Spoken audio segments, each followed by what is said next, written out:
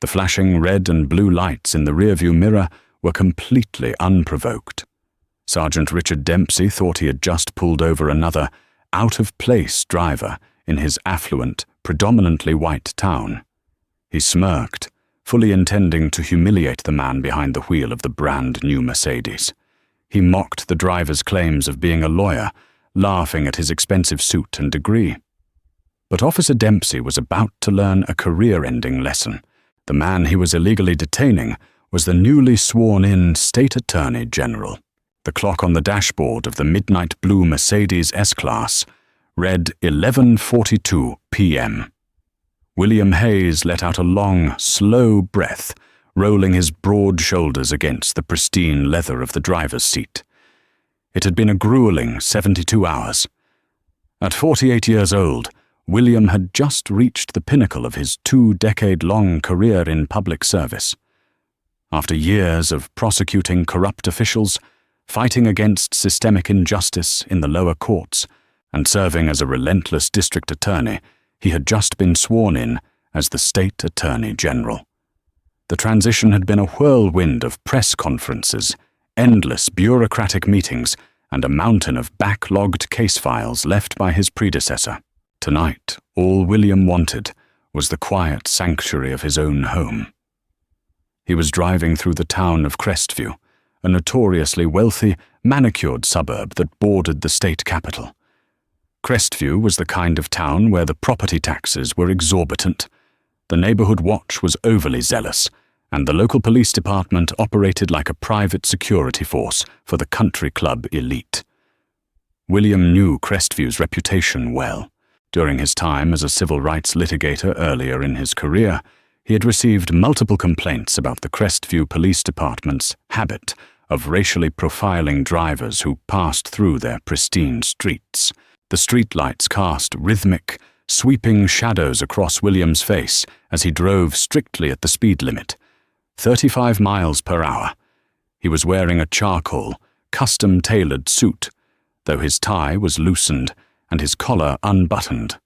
Beside him on the passenger seat sat a heavy, scuffed leather briefcase, bulging with confidential state documents. William was a mile away from the interstate on-ramp when the shadows behind him were suddenly violently fractured by the strobe of police lights. Red and blue violently illuminated the interior of the Mercedes. William glanced in his rearview mirror. A Crestview police cruiser was riding his bumper, aggressively close. William didn't panic.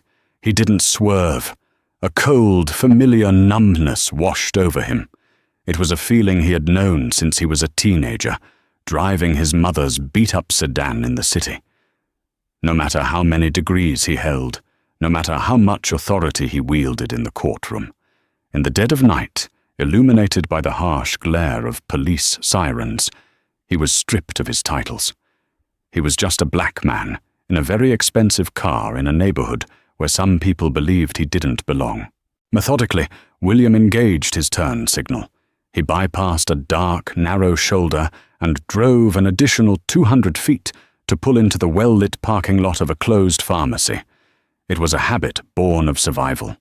Always pull over where there is light and, ideally, cameras. He placed the Mercedes in park, turned off the engine, and rolled down all 4 windows. This was another calculated move to show complete transparency. He placed both of his large hands at the 10 and 2 positions on the steering wheel. He waited. In the side mirror, William watched the heavy door of the police cruiser swing open. Out stepped Sergeant Richard Dempsey.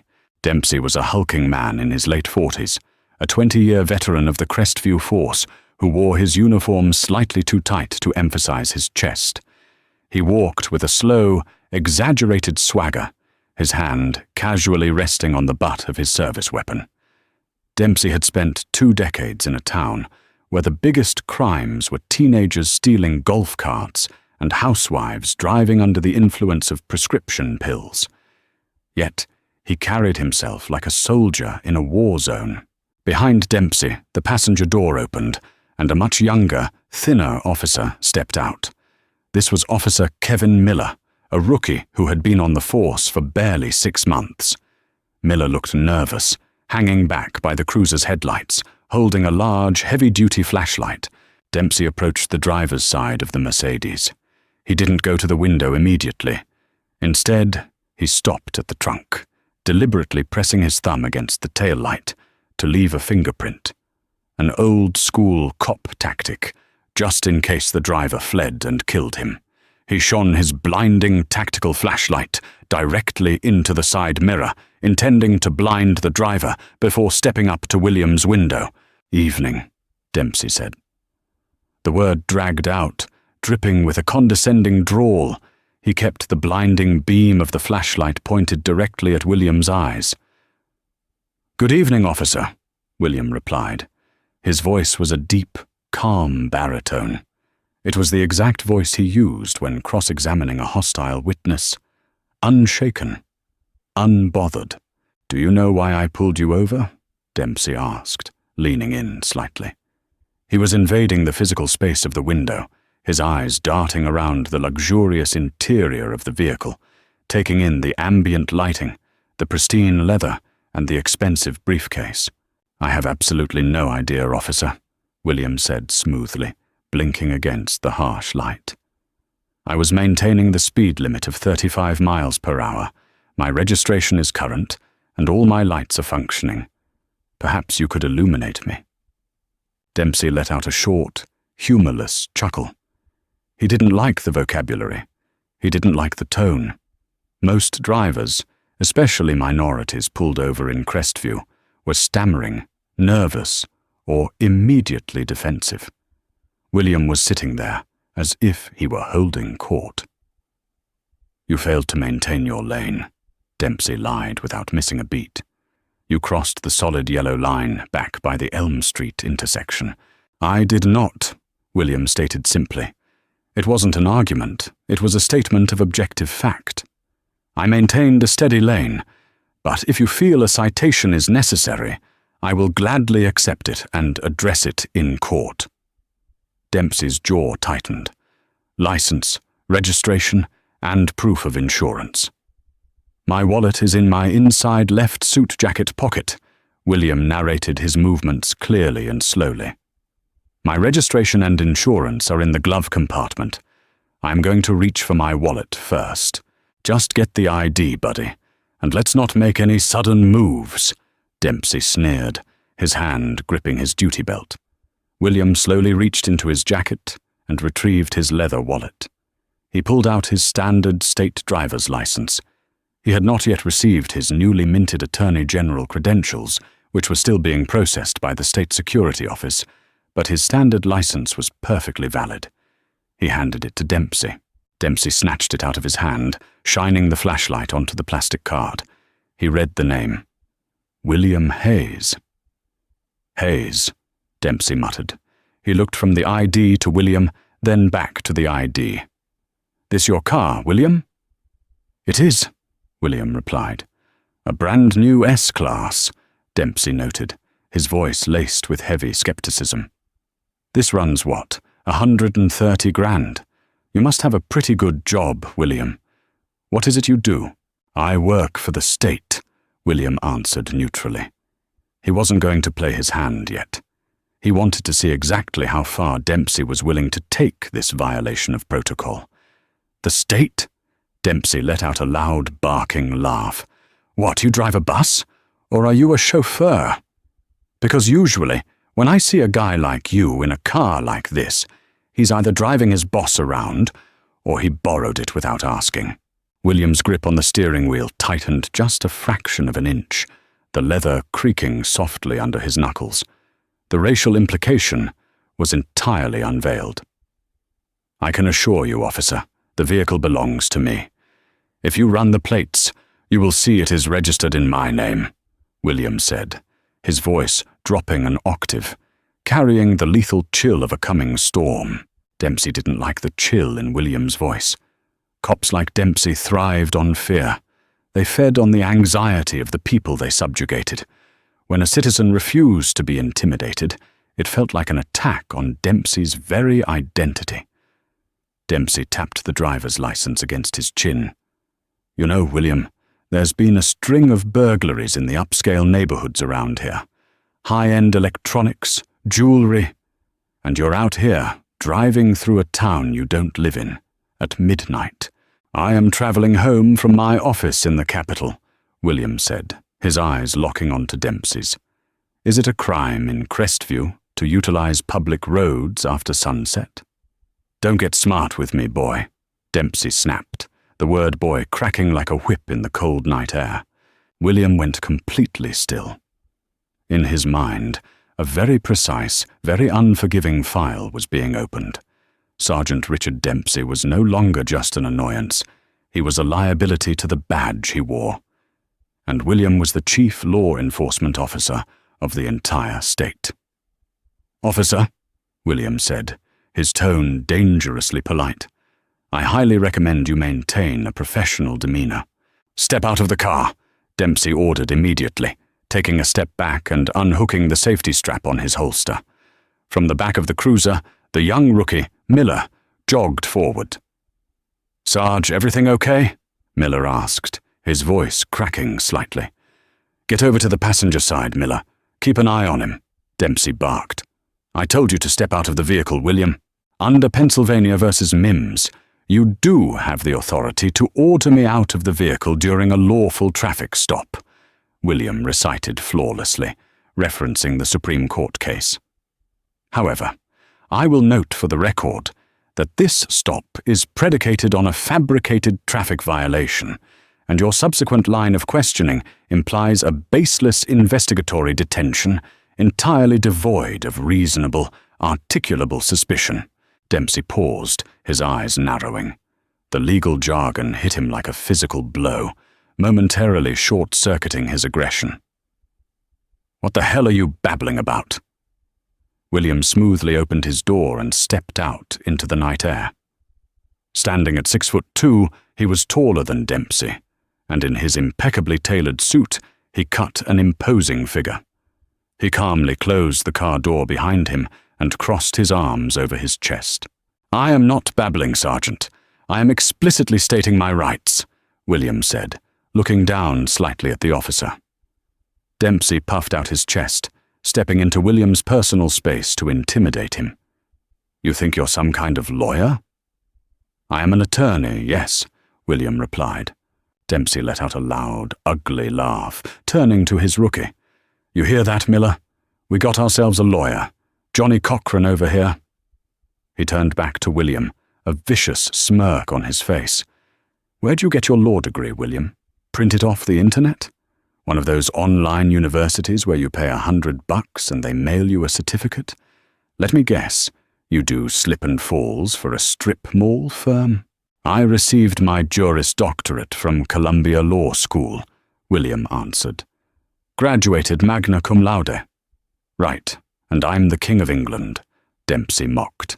He shone his flashlight down at William's hands, then at his pockets. "You got any weapons on you? Any needles, any drugs?" "I am unarmed. I do not use narcotics," William said. "Put your hands on the hood of the car," Dempsey commanded. "Are you conducting a Terry frisk?" William asked, not moving. "Because to do so, you must have a reasonable suspicion that I am armed and presently dangerous. Given that I have been nothing but compliant and have identified myself as an officer of the court, you have no such suspicion." "I have suspicion that you're resisting my lawful orders," Dempsey shouted, his face turning red. "Hands on the hood now, or I will put you on the ground and place you in handcuffs." Across the hood, Officer Miller looked terrified. Sarge, maybe we should just run his license and give him a warning. He's not doing anything." "Shut up, Miller," Dempsey snapped. "This guy is a smart aleck who thinks his fancy vocabulary means he doesn't have to listen to the police. Hands on the hood." William considered his options. He could end this right now. He could simply state his title. But William knew something crucial. If Dempsey was doing this to him, he was doing it to teenagers. He was doing it to single mothers. He was doing it to people who didn't have Columbia law degrees and the power of the state behind them. William needed to see the full extent of Dempsey's corruption. He needed Dempsey to dig his grave so deep he could never climb out. Slowly, deliberately, William turned and placed his hands flat on the hood of his own car. Dempsey smirked triumphantly. He stepped up behind William and kicked his legs apart roughly. Dempsey's hands moved over William's suit, patting him down with unnecessary force. He checked the waistline, the ankles, and the pockets. Dempsey pulled out William's cell phone and set it on the hood. Then he patted the right side of the jacket and felt something rigid. He reached his hand inside William's suit jacket.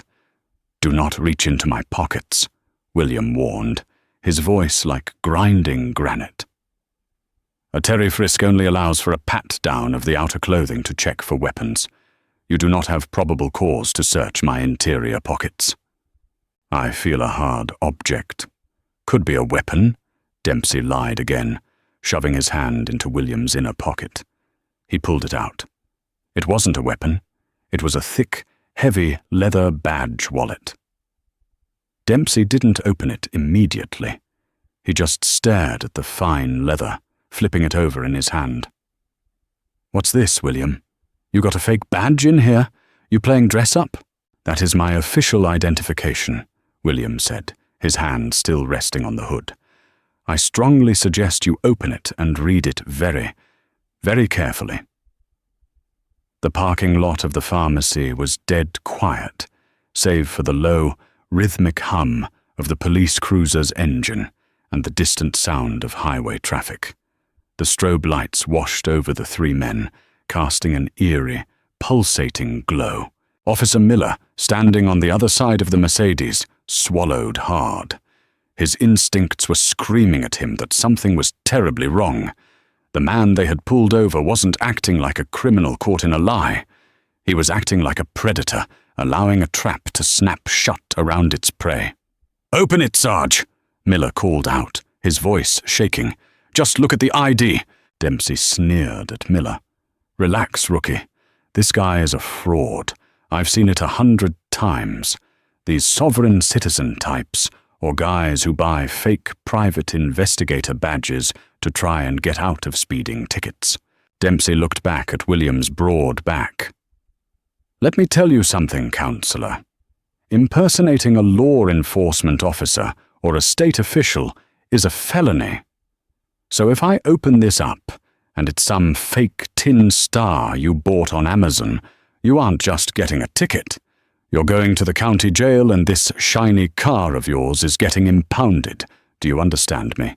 "I understand the law perfectly, Sergeant Dempsey," William said, having read the officer's name tag when he was facing him. "The question is, do you? Because in the last 10 minutes, you have violated the Fourth Amendment. You have conducted an illegal search of my person under the false pretext of a Terry stop, and you are currently threatening me with false imprisonment. I am giving you one final opportunity to hand me back my property. Write whatever fabricated citation you wish to write, and let me go." It was an out, a massive, generous out that William was offering. But ego is a blinding poison. Dempsey had ruled the asphalt of Crestview for too long to let a black man in a fancy suit dictate terms to him. "You don't give me opportunities, boy," Dempsey growled, stepping closer, his breath hot on the back of William's neck. "I am the law out here, and you are just another thug who got lucky with a paycheck." William slowly lifted his hands from the hood of the car and turned around to face Dempsey. He ignored Dempsey's hand hovering over his gun. "Open the wallet, Richard," William commanded. It wasn't a request. The booming authority in William's voice was the exact tone he used to command a courtroom, a tone that had caused hardened cartel bosses and corrupt politicians to sweat on the witness stand. Dempsey blinked, momentarily taken aback by the sheer, unadulterated power radiating from the man. For a fraction of a second, doubt crept into Dempsey's mind. He looked down at the heavy leather wallet in his left hand. It felt expensive. The stitching was flawless. Slowly, Dempsey flipped it open, The first thing that caught the flashing police lights was the gold. It was a heavy, brilliantly polished shield, far larger and more intricate than a standard police badge. The state seal was emblazoned perfectly in the center, surrounded by deeply engraved, unmistakable black lettering. Below the badge, behind a clear plastic window, was a newly minted, high-security state identification card. It bore William's stern face, and beneath his photo, printed in bold, undeniable text, were the words that would end Richard Dempsey's career. William Hayes. Attorney General State Department of Justice Dempsey stopped breathing. The silence that fell between them was absolute. The cicadas in the nearby trees seemed to stop chirping. The wind died down. The only sound was the heavy thud of Dempsey's heart hammering against his ribs. His eyes darted from the gold shield to the ID card, desperately looking for a typo, a watermark error, anything that would indicate it was a forgery. But it was flawless. It bore the holographic seal of the governor's office. "Sarge," Officer Miller called out nervously from the passenger side. "Sarge, what does it say? Who is he?" Dempsey couldn't speak. His throat had constricted, dry as sand. The arrogant sneer had completely melted off his face, replaced by a slack-jawed expression of pure, unadulterated terror. The color drained from his cheeks, leaving him looking sickly pale in the flashing blue lights. He slowly looked up from the wallet, his eyes meeting William's. William stood perfectly still, his posture impeccable. The quiet, polite demeanor he had maintained since the beginning of the stop was gone. In its place was the cold, calculating presence of the state's highest-ranking law enforcement official. "You were asking about my law degree, Sergeant," William said, his voice quiet but echoing like thunder in Dempsey's ears. "I did indeed graduate from Columbia. And my current job, the one you assumed involved driving someone else's car, involves overseeing every single police department, district attorney, and law enforcement agency in this state, including the Crestview Police Department." Dempsey opened his mouth to speak, but only a pathetic, raspy squeak came out. His hand trembled, making the gold shield in the wallet catch the light and flash in his eyes. William took a single step forward. Dempsey instinctively took a step back, shrinking under the towering presence of the Attorney General. "Officer Miller," William called out, his eyes never leaving Dempsey's terrified face. Miller jumped, startled by the direct address. Yes, sir? Come here and look at this identification, officer," William instructed. Miller hurried around the front of the Mercedes, his footsteps heavy on the pavement. He walked up beside his paralyzed sergeant and looked down at the wallet in Dempsey's trembling hand. Miller squinted in the dim light, reading the badge. His eyes widened comically. He looked at the ID picture, then at William, then back to the badge. "Oh my God," Miller whispered, his voice trembling. He immediately took 3 large steps backward, physically distancing himself from Dempsey as if the sergeant were suddenly radioactive. "Sir, Attorney General Hayes, I had no idea, sir." "I am aware of that, Officer Miller," William said, keeping his gaze locked on Dempsey. "Your sergeant here decided to initiate a traffic stop without probable cause. He then lied about a traffic violation, illegally detained me, verbally abused me with racially charged language, and conducted an illegal search of my person, all while you stood by and watched." Miller looked like he was about to vomit. "Sir, I'm just a rookie. He's my training officer." "I know," William said smoothly. "Which is why you are currently in a position to salvage your own career, depending entirely on what happens in the next 5 minutes." William finally reached out and smoothly plucked his wallet from Dempsey's loose, shaking grip.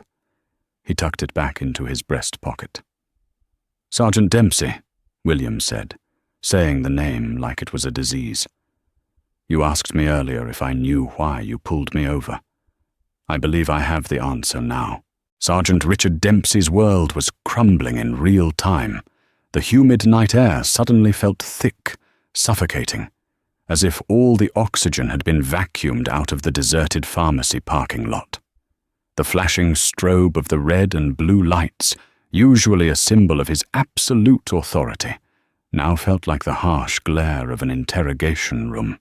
Dempsey tried to speak, but his tongue felt like a block of lead. "Sir, Attorney General Hayes," he stammered, his voice an octave higher than it had been a moment ago. This is a massive misunderstanding, a terrible misunderstanding. I thought you matched the description of a suspect we've been looking for." "A suspect?" William Hayes repeated, his voice dangerously calm. He didn't raise his voice. He didn't need to. "A suspect in a string of high-end burglaries, as you claimed earlier. Describe this suspect to me, Sergeant. What was the height, the weight, the vehicle make and model? And do not lie to me, because tomorrow morning I will have my deputies audit every dispatch log and BOLO alert issued by your department in the last 90 days. Dempsey swallowed, a drop of cold sweat tracing a path down his thick neck. He was a black male, sir, driving a luxury sedan. So your articulable reasonable suspicion for pulling me over, detaining me, and threatening me with felony charges was that I am a black man in a Mercedes, William stated, stripping away the thin veneer of police jargon to expose the raw, undeniable racism beneath. You didn't see me cross the yellow line. You didn't smell drugs. You saw a black man in a $130,000 car, and your immediate assumption was that I was either a criminal, a chauffeur, or a fraud. Dempsey held up his hands in a placating gesture, completely abandoning his tough guy persona. "No, sir. Not at all. We have to be thorough out here in Crestview. We have a duty to the residents. It was just a routine check. Professional courtesy, right? Cop to cop?" William's eyes narrowed into terrifying slits. "Do not ever equate yourself to me, Sergeant, and do not insult my intelligence by calling this a routine check. You remind me of a case I prosecuted back in 2018. A dirty detective named Gregory Matthews in the 6th Precinct. He also thought a badge shielded him from federal civil rights laws. He used the exact same thoroughness excuse when he was caught planting evidence. Matthews is currently serving 8 years in a federal penitentiary. Do you know who put him there, Richard?" Dempsey's knees physically wobbled. He knew the Matthews case. Every cop in the state knew it. It was the case that had made William Hayes famous, earning him the nickname the Iron Prosecutor. "You did, sir," Dempsey whispered, his spirit entirely broken. "Exactly," William said. He turned his attention to the young rookie standing by the cruiser's bumper. "Officer Miller." Miller snapped to attention, looking like a deer in headlights. "Yes, Attorney General." "Is your Axon body camera currently recording?" William asked. Miller looked down at his chest. The small black device had a glowing red ring around the lens. "Yes, sir. It's been recording since we initiated the stop. Audio and video." William turned back to Dempsey. He looked at the sergeant's chest. The camera was there, but there was no red light. "Yours is turned off, Sergeant Dempsey. A convenient mechanical failure or a deliberate violation of departmental policy during a traffic stop?" "Aye. The battery was dying, sir," Dempsey lied, though his voice cracked on the final word. "Officer Miller," William commanded, "go to your cruiser. Secure the dashcam footage. Do not let it overwrite. Do not turn it off. And do not let Sergeant Dempsey anywhere near that vehicle. Understood?" "Understood, sir," Miller said, scrambling backward to the cruiser and practically diving into the passenger seat to guard the dashcam. William reached into his tailored pants pocket and pulled out his cell phone. The screen illuminated his stern features. He scrolled through his contacts, bypassing the governor and the state senators, and tapped a number. He put the phone on speaker, holding it out so Dempsey could hear every ring. It was 12:15 a.m. The line rang 3 times before a groggy, deep voice answered. "Henderson.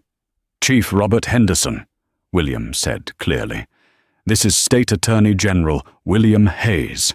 There was a loud rustling on the other end of the line, the sound of a man practically falling out of bed. "Attorney General. Sir?" "Good Lord, what time is it? Is there an emergency?" "There is a significant situation, Robert," William said, keeping his eyes locked on the sweating, pale face of Sergeant Dempsey. "I am currently standing in the closed pharmacy parking lot on Elm Street, right here in Crestview. I am being detained by 2 of your officers." "Detained?" Chief Henderson's voice shot up in panic. "Sir, you've been detained by my men? For what?" "That is exactly the question I've been asking Sergeant Richard Dempsey," William replied. "He pulled me over under the fabricated pretense of a lane violation.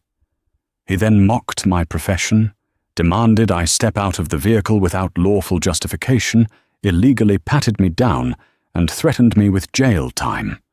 I believe he was fully prepared to arrest me until he illegally searched my breast pocket and found my Attorney General badge." A heavy, suffocating silence fell over the phone line. When Chief Henderson finally spoke, he sounded breathless. "Sir, please tell me you are joking." "I do not joke about the Fourth Amendment, Chief," William said coldly. "And I certainly do not joke about your officers treating the citizens of this state like second-class subjects. I want you down here. Now. I am leaving my house this second, sir. 5 minutes. Please, Attorney General Hayes, just hold tight. I will handle this." The line clicked dead. William lowered his phone and slid it back into his pocket.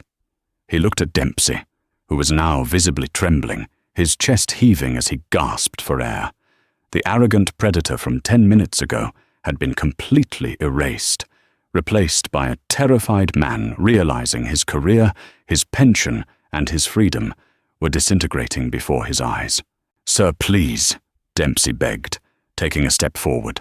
"I have 20 years on the force. I have a wife. I have 2 kids in college. If I lose this job, I lose my pension.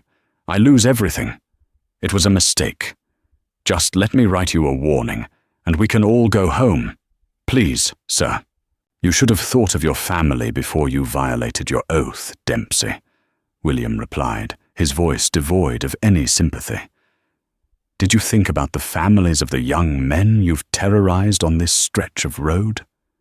Did you think about their futures when you slapped handcuffs on them for driving through your town?" William turned his back on the pleading officer, walking calmly toward the passenger side of his Mercedes.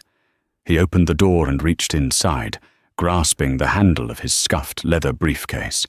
He hoisted it out, placed it gently on the roof of his car, and snapped the brass locks open. "You see, Richard," William said without looking up, rummaging through the neat stacks of legal documents. "Tonight wasn't just a random encounter. It's funny how fate works, isn't it?" Dempsey frowned, confusion mixing with his terror. What do you mean, sir?" 4 minutes later, the screech of tires shattered the suburban quiet. An unmarked black Ford Explorer vaulted over the curb of the pharmacy parking lot, coming to a violent halt behind the police cruiser. The driver's door flew open, and Chief Robert Henderson scrambled out. Henderson was a man in his late 50s who usually prided himself on his immaculate public appearance. Tonight, he was a mess. He was wearing pajama pants tucked into unlaced combat boots, with a Crestview PD windbreaker thrown haphazardly over a white undershirt. He was red-faced, panting, and sweating profusely. He practically sprinted past Officer Miller, who was standing at rigid attention by the cruiser, and marched directly up to Sergeant Dempsey. Before Dempsey could even open his mouth to explain, Chief Henderson shoved him backward by the chest. "Shut your mouth, Dempsey," Henderson roared, his voice echoing off the brick walls of the pharmacy. "Don't say a single damn word. Hand me your sidearm. Now." "Chief, please," Dempsey pleaded. "Your weapon, Richard," Henderson barked. With shaking hands, Dempsey unholstered his Glock 19 and handed it over. "Handle first." Henderson snatched it, then pointed a trembling finger at the curb. "Go sit on the curb. Do not move.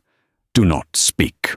Dempsey, thoroughly broken, slumped over to the concrete curb and sat down, burying his face in his hands. Chief Henderson took a deep breath, trying to compose himself, and turned to face William Hayes.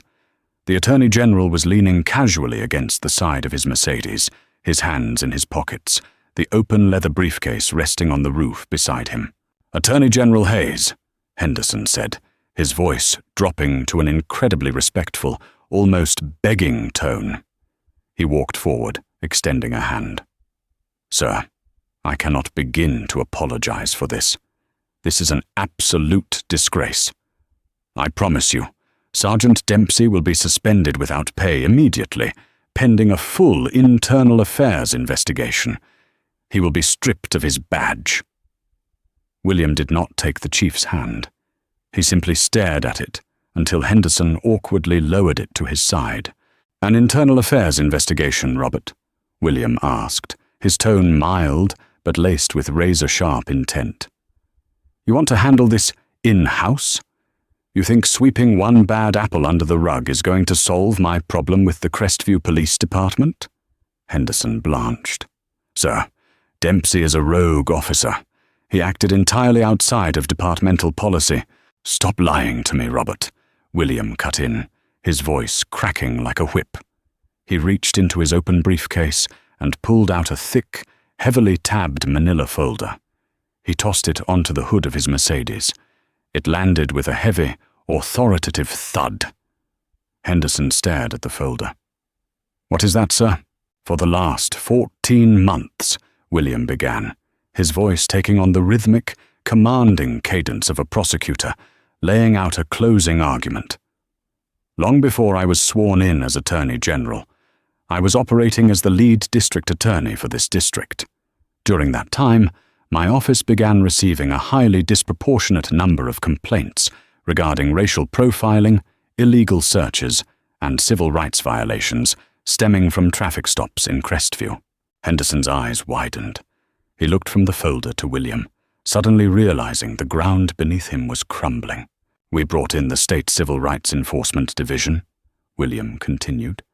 "Under the direction of Special Prosecutor Jonathan Brooks, we began quietly pulling your department's traffic data. The numbers were staggering, Robert. African American and Hispanic drivers account for barely 12% of the traffic traveling through Crestview, yet they account for 68% of your midnight shift traffic stops and 82% of your vehicle searches." "Sir, statistics can be misconstrued," Henderson tried to interject, though he sounded weak. "We patrol a high-traffic corridor." "I am not finished," William snapped, silencing the chief instantly. "We didn't just look at statistics. We looked at the why. We subpoenaed internal emails. We interviewed former officers who were forced out for not playing ball. We discovered that your department operates an unwritten quota and containment policy. You explicitly instruct your night shift officers to pull over minorities driving expensive vehicles under the pretext of looking for burglary suspects. You incentivize it." Henderson's face lost all its color. He looked like a man who had just been handed a terminal diagnosis. "Attorney General, you can't possibly believe I sanctioned—" "I know you sanctioned it, Robert," William said coldly. "We have the sworn testimonies. We have the data. The only thing my office was lacking before I took my new oath was indisputable, first-hand, high-definition evidence of this policy being executed in real time by one of your senior training officers, without any extenuating circumstances." William gestured to the open, pristine parking lot, to Dempsey sitting on the curb, to the flashing lights. "Which brings me to tonight," William said, a grim, satisfied smile playing at the corners of his mouth. The realization hit Chief Henderson like a physical blow. He staggered back half a step. Down on the curb, Dempsey lifted his head, his jaw dropping as the pieces clicked together. "You didn't just happen to get pulled over," Henderson whispered, horrified. "No, I did not," William confirmed. "I have an apartment in the capital. I could have stayed there tonight. But instead, I chose to drive my brand-new S-Class through the heart of Crestview at midnight, going exactly the speed limit. I made myself the bait. I wanted to see if your officers were truly as brazen as the investigation suggested." William pointed a finger at Dempsey. And Sergeant Dempsey here performed exactly as predicted. He took the bait hook, line, and sinker. He lied about a traffic violation. He mocked my education. He illegally detained me. And thankfully, Officer Miller's body camera and the cruiser's dash cam captured every single unconstitutional second of it. Chief Henderson rubbed his face with both hands, letting out a long, defeated groan. He was looking at federal indictments. He was looking at a complete Department of Justice takeover of his police force. "So, Chief Henderson," William said, closing his briefcase with a sharp, decisive click, "we are not going to do an internal affairs investigation, because as of this moment, the Crestview Police Department is under a sweeping civil rights probe by the State Attorney General's office. Sergeant Dempsey is not going to be suspended. He is going to be arrested." "Arrested?" Dempsey cried out from the curb, scrambling to his feet. "Sir, you can't. Chief, tell him." "Under Section 242 of Title 18, William recited, his voice echoing in the night. "Deprivation of rights under color of law. It is a federal crime."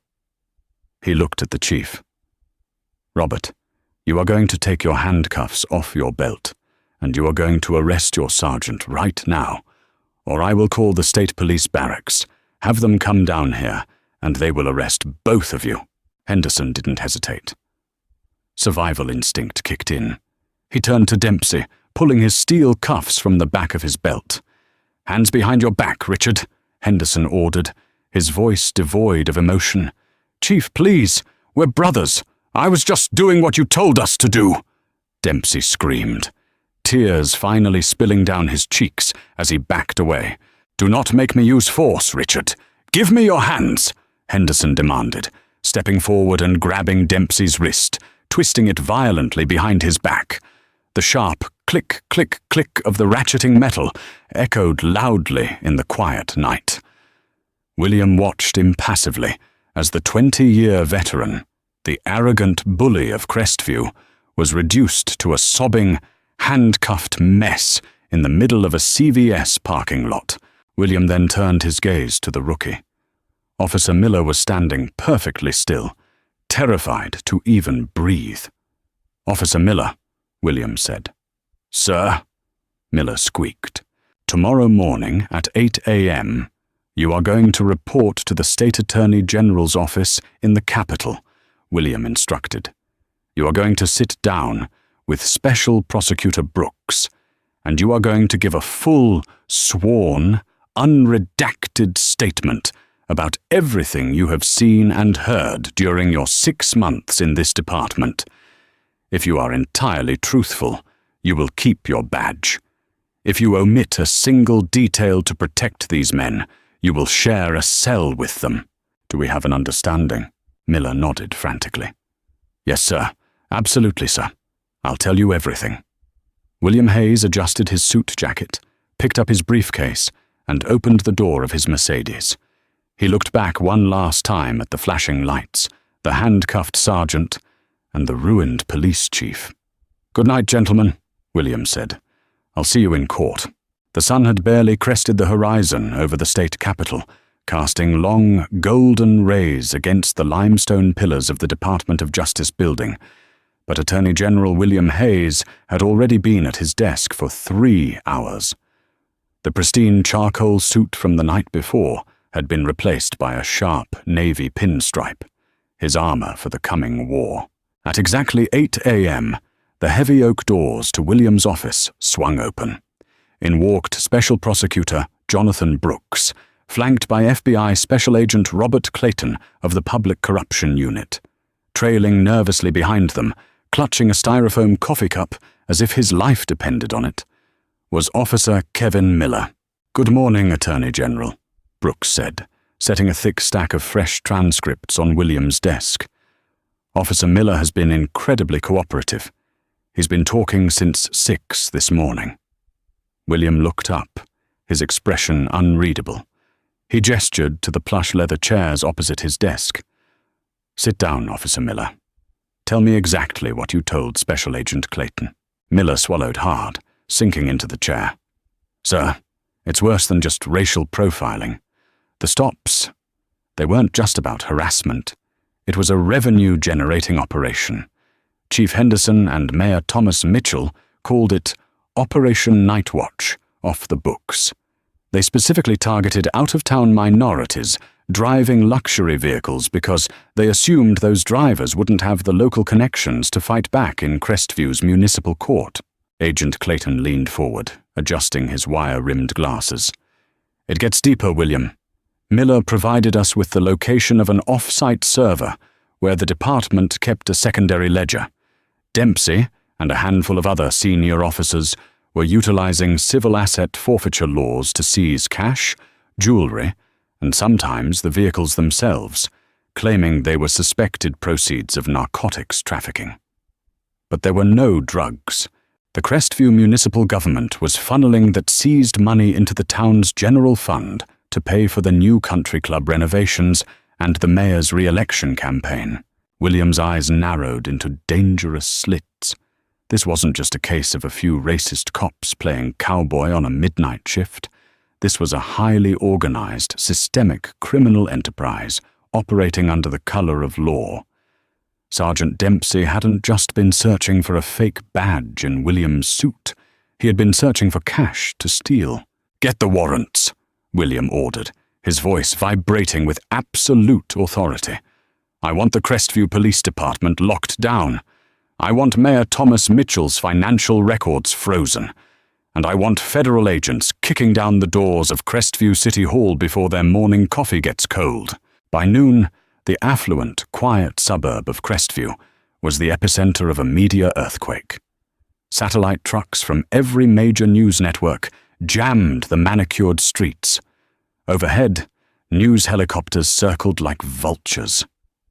At 1 p.m., Attorney General William Hayes stepped up to the podium in the State Capitol Press briefing room. The blinding flash of hundreds of cameras illuminated the room as he adjusted the microphones. "Good afternoon," William began, his booming baritone demanding absolute silence. "Last night, I personally initiated an undercover integrity test within the jurisdiction of the Crestview Police Department. What that operation uncovered was a sickening, systemic rot that reaches the highest levels of the city's leadership.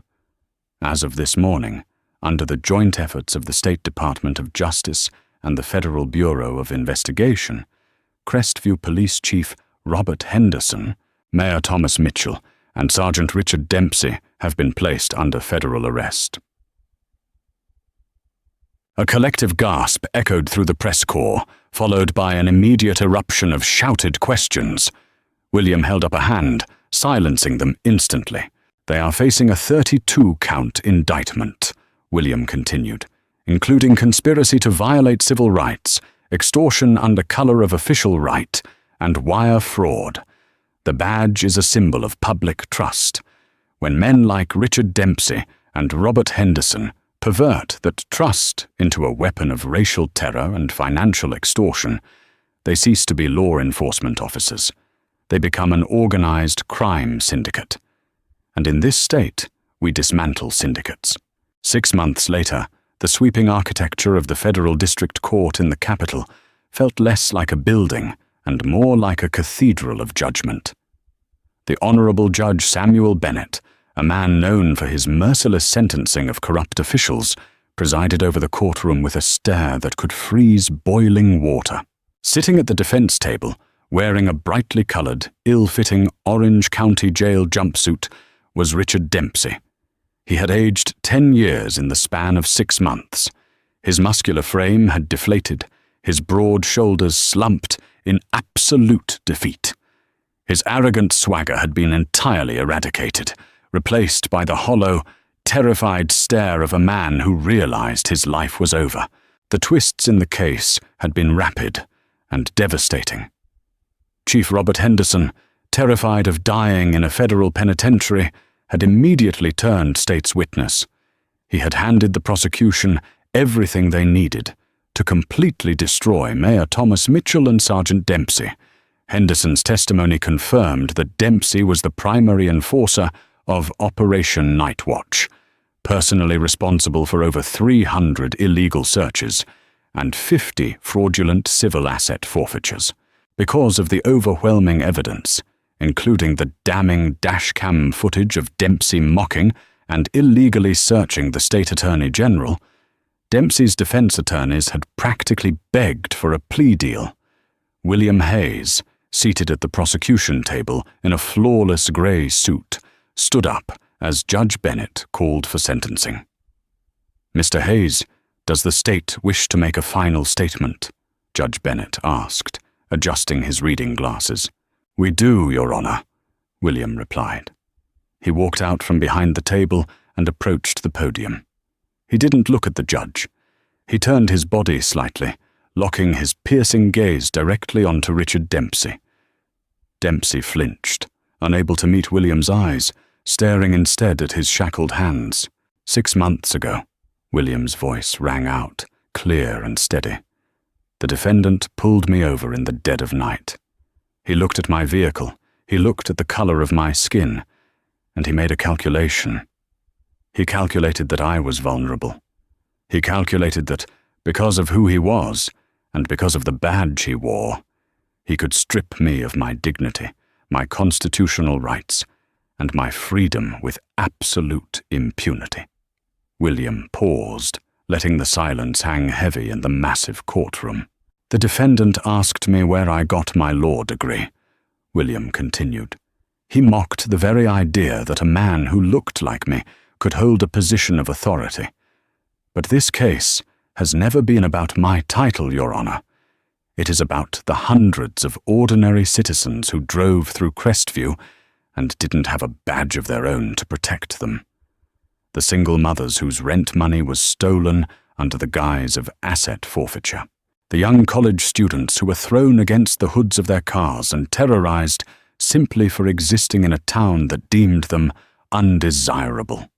"Dahohusho," William stepped away from the podium, stepping closer to the defense table. "Richard Dempsey believed he was the law," William said, his voice dropping to a terrifying, quiet intensity. "Today, he will find out what the law actually is." Judge Bennett nodded slowly. He looked down at Dempsey with profound disgust. "Mr. Dempsey, in my 30 years on the bench, I have rarely seen a more brazen, vile abuse of authority. You did not protect and serve. You hunted and exploited. I am accepting the prosecution's recommendation in full." Judge Bennett struck his gavel. "Richard Dempsey, you are hereby sentenced to 240 months, 20 years, in a federal penitentiary, without the possibility of parole. You are remanded immediately to the custody of the United States Marshals." A choked sob escaped Dempsey's throat as 2 heavy-set federal marshals grabbed him by the arms, hauling him to his feet. As they dragged him toward the side door of the courtroom, Dempsey finally looked back. He looked past his expensive defense attorneys, past the crowded gallery, and met the eyes of William Hayes. William didn't smile. He didn't gloat. He simply stood perfectly straight, the ultimate embodiment of the justice Dempsey had spent his entire career mocking. The heavy wooden door slammed shut, sealing Dempsey's fate. That evening, the sun set beautifully over the state capitol. William Hayes walked out of the Department of Justice building, his leather briefcase in hand. The air was crisp and cool. He walked down the stone steps and approached his midnight blue Mercedes S-Class, parked in its reserved spot. He slid into the driver's seat, the familiar smell of premium leather welcoming him. He started the engine, pulling out onto the highway. As he drove home, the roads felt different. The flashing lights of a police cruiser no longer meant a predatory trap was waiting in the dark. Thanks to one midnight traffic stop, a corrupt empire had fallen, and the scales of justice had finally been balanced. What an absolute masterclass in taking down a corrupt system. Attorney General William Hayes didn't just get revenge. He dismantled a criminal empire operating right under the public's nose. It just goes to show that power trips and prejudice will eventually cross the wrong person. If you loved watching justice served cold to Sergeant Dempsey and the corrupt Crestview officials, please hit that like button. Share this incredible true-to-life story with your friends to spread the word, and don't forget to subscribe to the channel for more epic stories of instant karma and legal takedowns.